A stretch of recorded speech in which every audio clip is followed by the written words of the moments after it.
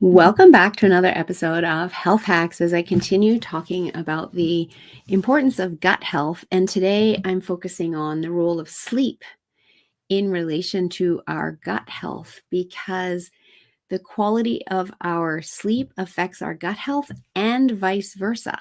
An unhappy gut or a gut that is still digesting food when we go to sleep is going to negatively impact our sleep, versus if we have our meal earlier and we've finished digesting before we go to bed, then our gut can get into what it's really supposed to be during sleep, which is detoxing, and we get to have a more restorative sleep.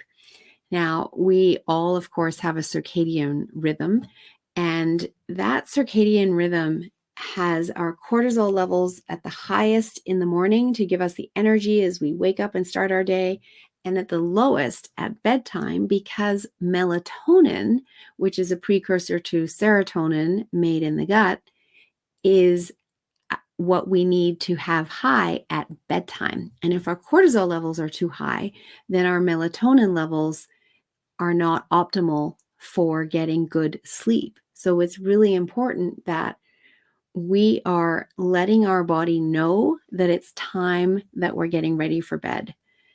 And it used to happen naturally before the advent of electricity, because dusk would inform the brain that it was getting dark and we would soon be getting ready for bed, and the brain could start producing more melatonin, and we would start to get into that, readiness for bed mode. We no longer have that. With electricity, our brains don't get the signal of when we're getting ready for bed. It doesn't know when to start producing melatonin. And worse than that is the effect of blue light from our phones, our televisions, our laptops, our computers, our tablets. The blue light that comes into our eyes is the light of high noon, and it actually blocks the production of melatonin. Once you get off your screen for half an hour, for every hour you've been on your screen at night after dusk. So if you've been on your devices for 3 hours, once you get off them, your body can't produce melatonin for another 90 minutes after that. And therefore, you can't get into that deep restorative sleep. And this is all impacting our gut sleep connection, because, as I said, melatonin is a precursor to serotonin that's made in the gut. We need to have a healthy gut in order for these neurotransmitters to be produced, in order for us to have a deep restorative sleep. And the more restorative our sleep, the better our balance of microbes are, healthy microbes in our microbiome.